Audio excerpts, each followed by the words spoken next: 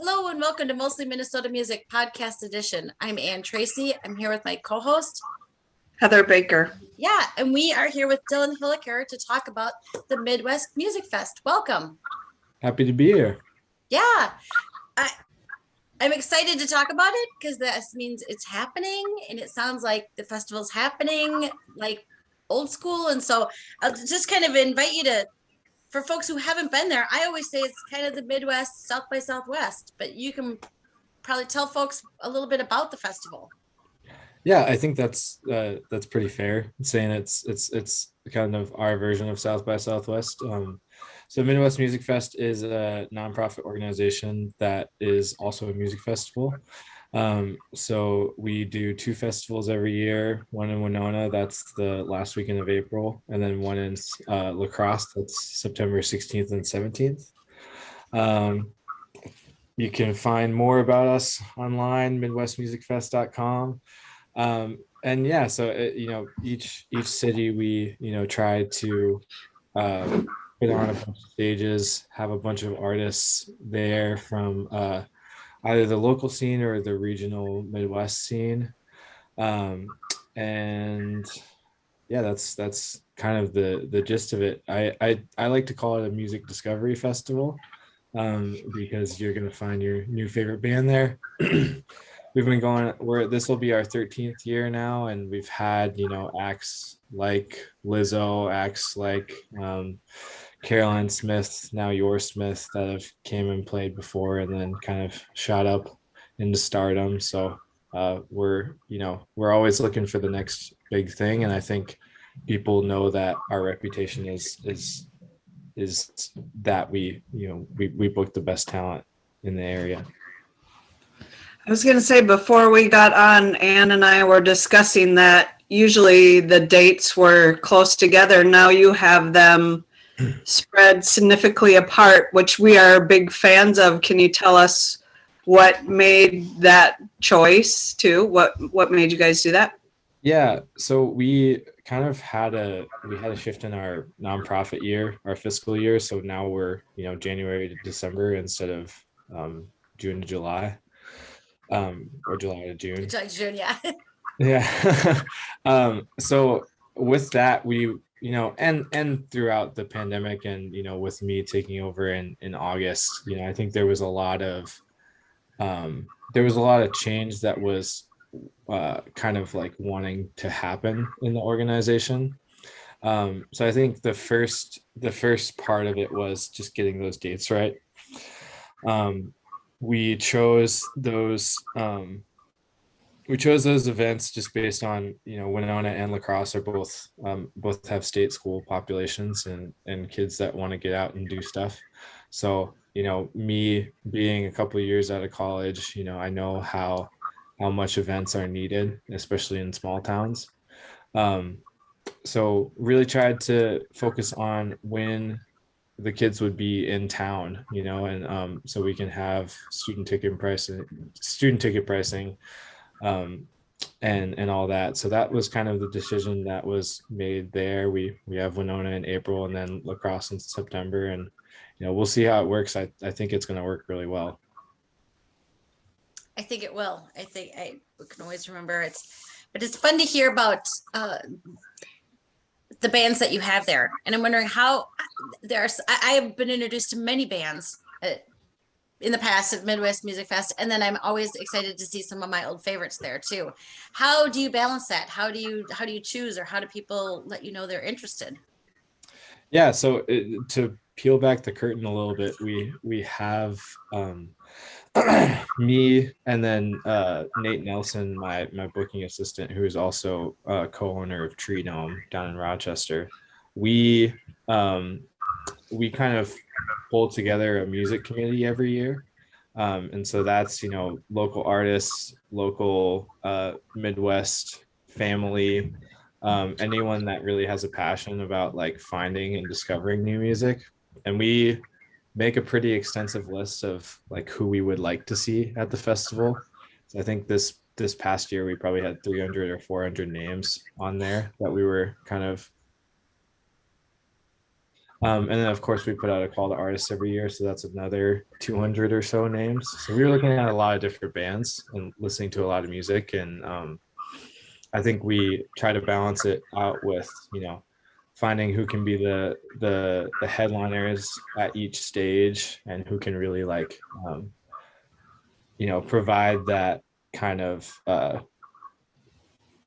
like breadth that we need in the festival, and then it just kind of comes down to booking the stages as they are, like kind of curating each stage one by one. um so in Winona, like uh our first night is Haley, formerly Haley Bonner. Mhm. And like we decided that we were going to go super like indie rock, kind of almost like a country-ish twang she's got to her. So we very like we nailed into that, and that's why we're really excited about that stage. That'll be Abby Hamilton, who's this amazing up and coming country artist from Nicholsville, Kentucky, and Elizabeth Moen from Iowa, now in Chicago. Chicago. And then of course, like Police of the Next Night, kind of our main headliner. We wanted it to be more of an eclectic stage, since they have some pretty eclectic, like they have a pretty eclectic catalog, but still kind of nail into those like electronic elements. So you'll see bands like Graveyard Club that are very synth focused. Early Eyes, that have just put out a really amazing record that is nothing like their sound before. And then some local favorites from Minneapolis, like Papa Mbe, who was just at the Best New Band showcase for First Yeah. Ave. So yeah, we really kind of we put a lot of thought into it, and both me and Nate have a bunch of experience in talent booking. We've been doing it for a long time, so now that we've kind of gotten the reins and had a bit more budget to work with than we're normally used to, we've been able to really book this out, and hopefully keep it building for the future years. I Well, was that gonna gives, say, oh, go ahead, Ann. because that gives a little opportunity to talk about your background, because you were rocking Rochester quite literally Yes. before. So tell Yep. us a little bit about that. Yeah, so I grew up playing. I was born in Chapel Hill, North Carolina, and I lived there for 10 years, and then moved to Rochester right around the time I started middle school. Quickly became the drummer for all the local bands throughout high school, and like in high school I was playing pit orchestra and jazz band and marching band and all that kind of stuff. So always very musically inclined. And as I went down that road, I found that in Rochester, and it's gotten a lot better, but in Rochester at that time, there was a lot of there's a lot of things that you needed to do in order to get stuff off the ground. There weren't a lot of stages for you to play as a high schooler. Most of the live music that was happening there was in bars, which of course we couldn't get into. So it was a lot of connecting with and networking with the local art scene to kind of find places to play and find shows to get put on. So I ended up pretty much doing everything. I would play drums in all the bands, I would book the show, I would advance the show, I would settle the show. I would sometimes even run sound for other bands that I wasn't playing for. And I still do that now. And then as we kind of came up, we were really fortunate to be I was really fortunate to be in Rochester in that time, because the tides were kind of changing. And like when I was in high school, there was probably 5 or 6 like incredible like local bands that were going on in that time. And so the first Rochester, which was the festival I ran for a long time based in Rochester, was just high school bands like from the area that I had met and formed that relationship with. And one of them is still kicking in the kind of metal circuit, and they do some great stuff there. And then one of them is actually going on their headlining tour. They're a band called Vansire, and they played one of their first shows at Midwest. And now, I mean, like, I have my monitor up here so I can even look at it. I think they're at almost 1 million monthly listeners right now. Yep, they're over 1 million monthly listeners. Wow.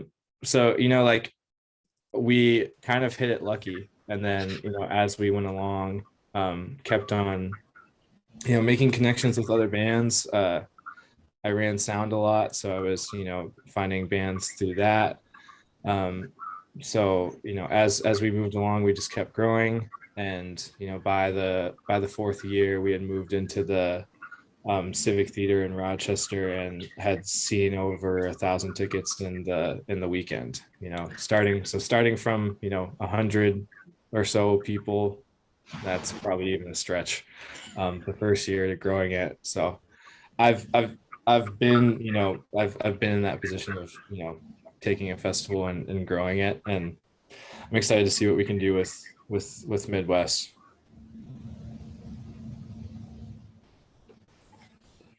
I think that's great. I mean, it's funny because a couple times when you were saying we were lucky enough, but you were making your own luck, and the bands were lucky that you were lifting them up, because it's really an opportunity to build such a sense of community. Mm-hmm. Yeah, and I mean, that was the primary thing in Rochester, and that was what I appreciated so much. And you know, after Rochester had ended, you know, I was kind of like looking to fill that void a little bit, so I ended up starting Three Birds out of Rochester, which is my management and booking kind of company right now. And it's definitely dwindled down because of my priorities with Midwest, but I still manage one band and then put out music on the label with a couple local artists. But yeah, Rochester is just like a really unique scene, and you know, Winona and La Crosse, similar sizes, similar, you know, commitments to like local music and a real like love for local music and the festival. So it's a parallel that I definitely see a lot. Well, I think especially because they, you know, obviously are Minnesota and Wisconsin. It's just an opportunity to build an even greater community. And you know, you see some acts coming from Chicago, and I always think Winona, you know, the schools there pull as much from Chicago as they do from the Twin Cities. Mm-hmm. You know, so that's an opportunity to do. And you were mentioning someone from Kentucky is going to come play, and you know, even widening that circle is kind of exciting. Yeah, for sure. Yeah, and in Winona too. I went to school down in Nashville at Belmont. I did my bachelor's in music business there, and met some bands through there that are actually coming up to play the fest as well. Northeast of Freeze and Future Crib. They're both from they're both playing at the Island City stage, Okay. and you guys should check them out. They're pretty energetic live backs, so it's gonna be fun. That'll be great. Well, so you say that, it makes me think, for folks who haven't been here, just to talk about, it's a lot of bands playing often at the same time. Mhm. Most of it is walking distance, depending on the temperature. Yep. I've had some sad walking experiences on some rainy, Yes. cold nights, but it's Yeah. so it's exciting because there's so much to do, and of course it's the best kind of frustrating, because you're like, oh, damn it, there's no way I can make it from A to B, and you know. Yeah, exactly. Yeah, I do want to shout out, we developed an app for Midwest Music Fest. So you can look up that. It's just MWMF on the Android or the or iOS. And so that is great, because that app, you can view all the set times for all the artists, view a map of where the venues are going to be at.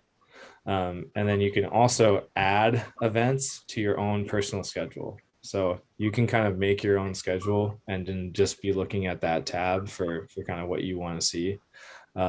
It's similar to, it's the same developer as the Eau Claire's festival in Wisconsin. So if you ever like went there or experienced that like app experience, it's going to be a lot similar to that. Nice, nice. I like the added feature of that. And then I noticed just the website, all the information and the links that you have to all the artists. It's such a nice shout out to them and easy for somebody that's interested in going to see and help them pick out who they want to go see too. How do you go about putting who's who in each venue too? Like, because it's like, I love the fact when you go there, my dog is possibly going to bark, so sorry. It's the one festival that we've been to where you actually see, or that I've been to, that you actually see the locals embrace and put themselves in there rather than, oh my God, all these people are coming to town, we're getting out, you know, but they're sitting along with you, embracing the experience. So I think that you guys have done such a great job. Yeah, I can. To speak to your question about the venues, it is kind of a curated thing where we focus on like the main act of each night of the venue, and then kind of base the lineup off of that. So try to curate it to a point, and like the stages themselves, like the venues themselves are all kind of have their own lane. Like Levy Park is going to be your headliners and some of your like kind of bigwig acts, and then some people that we think are emerging are going to be the next new thing. Obviously No Name Bar is going to be your punk venue, your punk rock venue. Peter's Beer Garden this year is a great addition as well. It's the lot right by Blooming Grounds. We're gonna have a stage there this year, outdoor stage, and that one I'm really excited for because we're gonna have basically like the most eclectic lineup that we can think of. Kind of all the people that we couldn't really fit anywhere else are going there. But that's not to say that those acts are not deserving. It's just they're that good. And they stand out that much, so we're going to go from psych rock to kind of like Beastie Boys style rap to full brass band, Arcade Fire type of stuff. So I'm really excited for that stage as well. And then we have Blooming Grounds and Acoustic Cafe. Those are two kind of like mellow singer-songwriter small band stages. And then Island City, of course, is going to be more of your like jam band, big band kind of stage, and Eagles Club is Americana folk centric. So we have a lot of fun booking this because it's just kind of like it's a puzzle, and if you look at my spreadsheet of like where all these bands are going, it's definitely like a big puzzle to solve. But I think that's the fun part about it.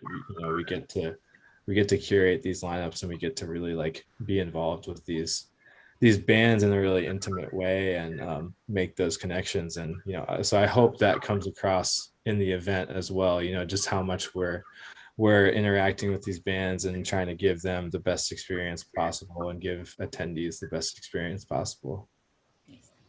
How many bands are playing? Do you happen to know? Yeah, we have 70 bands playing. Yeah. And then there'll be 60 in La Crosse as well.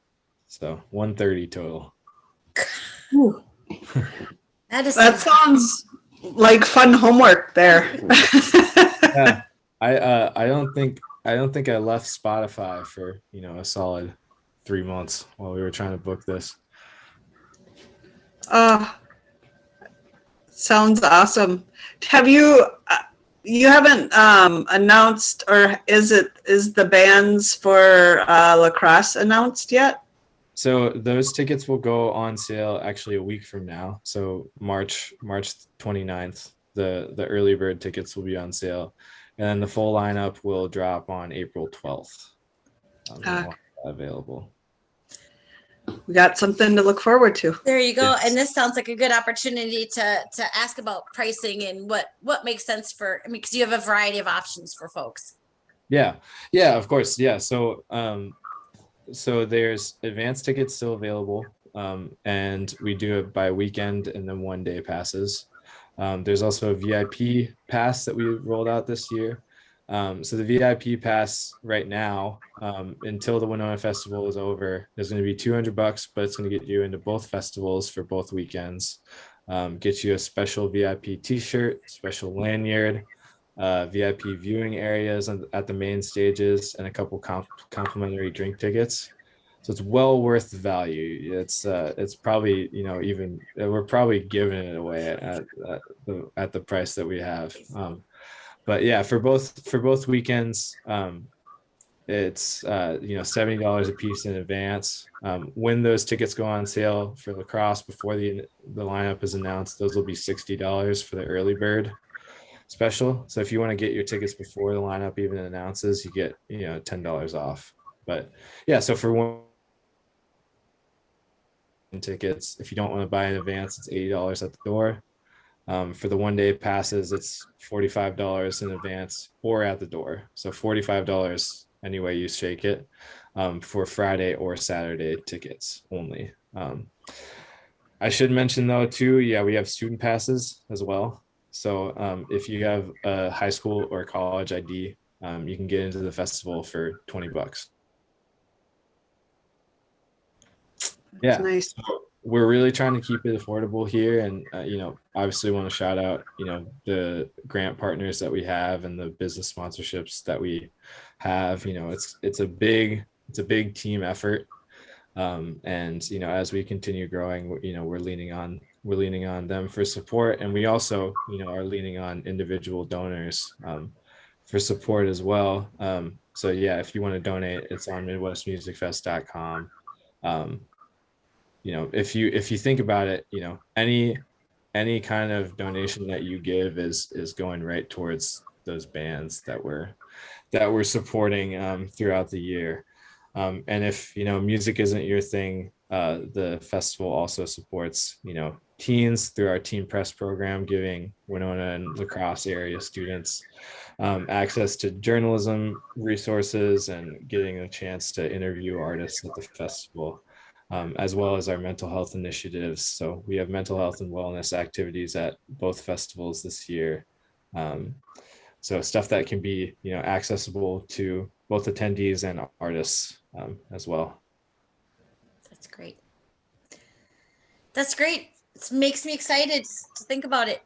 It's always a favorite activity of the year. So thanks for all your hard work whittling down you said 130 performers. When you start with a list of, you said make a list of 300, maybe get 200 more. Yeah. Yeah. You might need to add more days. Yeah. That might be the answer. So we'll remind folks, Winona is April 29th to 30th. Mm-hmm. I just said Winona. I'm trying to read and speak at the same time. And then La Crosse is September 16th and 17th. Yep. And the tickets are available for Winona or for both right now. And the lineup will be announced for La Crosse in a week. Did I get that all right? Yeah, La Crosse early bird tickets will be available in a week. And then the lineup will be announced 2 weeks before the Winona Festival. Thank you for joining us. And I'd say you could get all of the information on the Midwest Music Fest website, and then you could download the app while you're there. Yes. Yeah. Dylan, thank you. It's fun to learn a little bit about you, and fun to just build the excitement for us about the festival. Yeah, awesome. Well, thank you guys for having me. Thank you. Thanks.